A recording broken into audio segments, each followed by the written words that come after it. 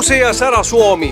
Meid tervitab imeline päikesepaisteline hommik siin Vääksus, umbes 1,5 tunni autosõidu kaugusel Helsingist ja meid ootab ees kajakimatk või oli see nüüd süstamatk? No ühesõnaga, mis vahet on kajakil ja süstal täpsemalt? Mingit vahet tegelikult ei olegi. Kajak tähendab lihtsalt jahimehe paati ja see on selline eskimote või inuiitide keelest tulenev sõna kajak. Meie oleme rohkem harjunud sõnaga süst. Meie läheme sõitma mitte sellise sportsüstaga, vaid sellise matkasüstaga, mis on stabiilne ja kuhu väga turvaliselt võivad istuda ka meie väikesed põnnid, sest et me läheme tegemaks kindlaks, kes on nagu kiirem süsta perekond. Kas jõekaldad või margnad? Kuule, kui sa nüüd natukene, nüüd korda uuesti üle, kumb on kiirem süsta perekond, kas jõekaldad või margnad, siis ma arvan, et see on juba meil veres sees, et meie põhimõtteliselt elamegi siinsamas jões. Ma tulen ka veel siia taha.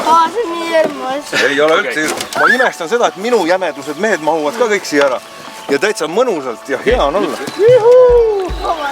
Eluunistusi on olnud sõita Soomes järve peal või jõe peal süstaga ja nüüd on see unistus mul täitunud. Lapse saad tööle panna, ise istud siin taga nagu... Super mõnus ja nagu näete, 5-aastane Marta saab väga kenasti hakkama. Marta, kuidas sa tunned ennast? Meeldib sulle? Nii et väga turvaline ja vaikselt veevool viib kaasa, nii et kui tahate lasta lapsel nautida juhtimist, saate seda teha ise vaikselt, korrigeerite ainult, et oleksime enam-vähem sirgel. Mina olen ees. Sina oled ees juba. Oota, teeme edasi. No pane siis juurde, mis sa siis ootad, Robert? Ma aitan ju ka. Pane, Robert. Tubli Marta, sa oled Robertist ees. Tubli Robert, me oleme paremad kui Margna perekond. Kuigi me leppisime kokku, et ega me võidu ju kohe alguses tegema ei hakka, siis tundub, et juba on läinud asjaks, sellepärast, et ei saa ju naabrist kehvem olla. Ei ole praegu mingit võidu ajamist. Igal juhul väga mõnus. Ja siit avanebki suurepärane vaade Päijände järvele. 1, 2, tiimivärk, saate aru, pere sidemed tugevnevad niimoodi ja eriti kui ema läheduses pole. Kunagi, kui on vaja mul hakata mähkmeid alla panema, siis Robert mõtleb, jaa, mäletan, isa, mäletan, kui sõitsime süstaga Päijände järve peal. Oli ilus aeg. Tule, vahetan sul mähkmed ära. On ju nii, Robert? Jah. Kohe näed, isa laps väikse jutuga. Kristofer, sul toss väljas juba või? Mis sa möllad siis nii palju? Vaata meid Robertiga, puhanud. Siin tehakse tegelikult tavaliselt selliseid kuni 40 kilometriseid matku, aga on ka selliseid 6-20 kilomeetrit, sõltuvalt siis sellest seltskonnast, kes viitsib ja kui palju jaksab arutada. Igatahes, nagu näete, kajaki või süstamatkad sobivad ideaalselt peredele ja vaid 1,5 tundi sõita Helsingist siia Vääksusse kukepea ja siis saate nautida siin tervet päeva, kui tahate, võite telkida, tulla Haagis suvilaga, veeta siin terve nädala lõppu. Aga mis me ikka siin pikalt järve peal räägime? Ma arvan, Kristjan, et anname aerudele agu ja vaatame, kes on vee peal kõige kiirem, sest et kardirajal olen ju mina see kõige kiirem mees. Huvitav on see, et vee peal hakkab kuulmine kuidagi ära. Ma ei kuule enam tükk aega juba mitte midagi, mis siin on. Ehk et me paneme siit mööda seda väikest Vääksu jõge ülesvoolu ajama. Ja start! Umbes 200 meetrit on distantsi pikkus. Kes paatkondadest esimesena kohale jõuab, on ära teeninud emade heakskiidu ja mõmina. Me saame hakkama! Mine! Pressi! Marta, pressi! Jah, pressi! Ma pressin selle! Esiteks, tark ei torma. Teiseks, tasa sõuad, kaugele jõuad. Ja kolmandaks, olen mina ainukene, kes läheb tagasi pereemade juurde ja saab pereemade käest kiita, kes ütleb, sa olid vähemalt mõistlik mees ja teed saab. Issand, mis sa teed? Vaata, laps jumala igine, kus ma ta panen niimoodi, külmetab. Niimoodi need plusspunktid peresse teenitakse.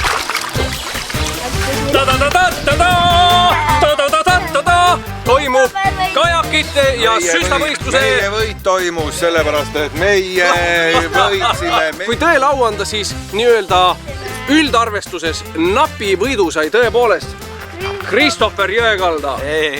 Kuulge, ühesõnaga, võitis sport. Martinka, räägi, kuidas sulle oli? Ja eks tegelikult ega ikkagi tehnika peale, et see kiirus on nii teisejärguline, et Vot. tehnika mõttes ma arvan. Sa võid meie peresse tulla. Stopp. Oot. Siin peres on võitjad. Meie võitsime. Tema jõudis Essale. Just nimelt. Nii et ma arvan, tegelikult lahendame selle asja sellega, et tuleb võtta ette järgmine jõukatsumine.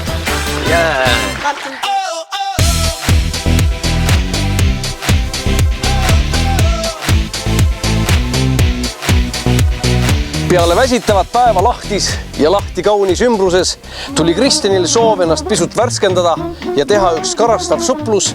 Ujula, mille kõrval me siin seisame, on küll juba avalikkusele suletud, aga meile tehti väikene erand, sest et oleme ju telemehed. Vesi on soe 26 kraadi, see on küttega selline mõnus ujula, kus kogu lahti rahvas käib, naudib, tipp-topp värk. Mulle väliujulad meeldivad. Kuid mis teeb selle ujula siin eriliseks siin lahtis?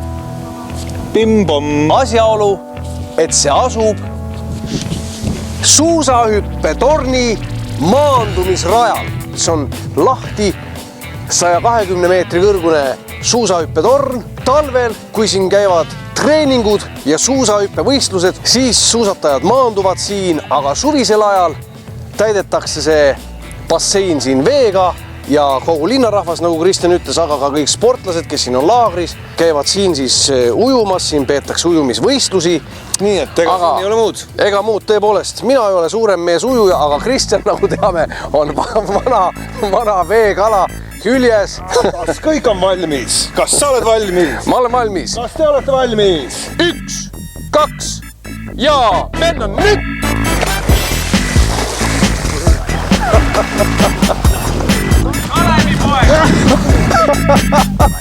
Näita võib-olla kõige tugevamat ujumistiili, mida sa oskad. Soome konn. Selili. Mine! Tagasi tulen täis stiili. Okei. Igal juhul soovitan soojalt, kui olete lahtikandis, tulge siia hüppepegade juurde. Mõnus vesi, sametine, 26 kraadi, täpselt nagu Vahemeri. Aga nüüd sportlane Jõekalda, kuiv dress selga Nii. ja vaatame, kas sinus on päris tõelist sisu, sportlassisu. Nii. Läheme üles hüppetorni ja vaatame, kas sinust saaks Matti Nügase mantlipärija. Hoppa! Sinna mäkke, tema enda juurde. Minu järel!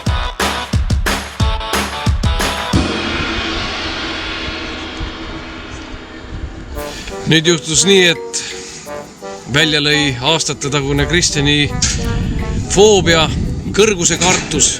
Nii et Kristjan otsustas hüppeme torni mitte minna tõstukiga, vaid trepist. Aga kui ta kuulis, et ka trepi peal võib õudne olla, siis ta ei julgenud ka trepist minna. Õnneks siis üks töötaja viib oma autoga siis Kristjani hüppeme torni jalamele. Nii et loodetavasti kohtume Kristjaniga varsti. Nii. Niimoodi sõidavad härrased, mitte ei kõlgu maa ja taeva vahel. Ikka autoga tuuakse. Kristjan, vaata nüüd. Muusika mängis. Lihtsalt ole valmis järgmiseks üllatuseks ja see ei ole meeldiv. Nii. Aga ma pean sulle seda ütlema. Ütle mulle. Selleks, et minna siia suusahüppetorni. Nii. Sa ei saa minna trepist. Treppi ei ole, sa pead minema liftiga. Kas pisut pelgad? Ei pelga. Vaata, ma olen 26 aastat oma elust elanud Lasnamäel 7. korrusel. Selles liftis on üks lahe asi. Lahe asi on see, et liftis on 2 nuppu. Esimene ja teine korrus. Ei saa vahepeal maha ega keegi peale tuli.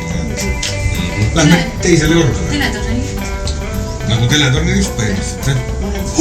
Mõelge, selles liftis on sõitnud Matti Nüganen. Matti. Ja siit on ta läinud oma suurte saamastega enesekindlust pakatanud. Oi, võt see on tunne. See on nüüd see tuba siis, kus suusahüppajad istuvad enne mäest alla tulekut, oma järjekorda ootavad. Mõelge, siin on kõik need mehed olnud, mis kõik, siin on üks mees olnud. Matti on siin olnud, tema ise on vaadanud siit, mõelnud siit mäest alla. Siit ma lendan nii kus Soome kotkas, sule puru taga. Oleme lahti au ja uhkuse 120 meetri kõrguse hüppetorni tipus. kui palju trepiastmeid siia toovad, ei tea, sest et meie pääsesime siia liftiga, Kristjan toodi kohale autoga, aga igal juhul suusahüppaja elu ei ole meelakkumine. Väga palju kaloreid põleb mööda neid treppe rühkides. Ja lahti, nii palju temast veel, et aastast 1445 on inimesed siit mäest juba alla hüpanud põhimõtteliselt, sest et siis esimesed inimesed siia kokku tulid.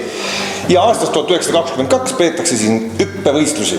Aga igal juhul siin kuni kella 8 õhtul saab käia, saab tulla siia hüppetorni, saab all loomulikult siis ju ujuda, saab käia suusamuuseumis, siin on kõik kohad avatud, nii et igal juhul tasub seda kohta külastada, sellepärast et mul tõuseb praegu, kui te näete, kananahk tuleb peale, mõeldes selle peale, neid samu treppe pidi on kõndinud üks ja ainus. Jens Weissblog. Jumal küll, Mati Nüganen. Ja vaated on siit imelised. Oi, Elama on life'i.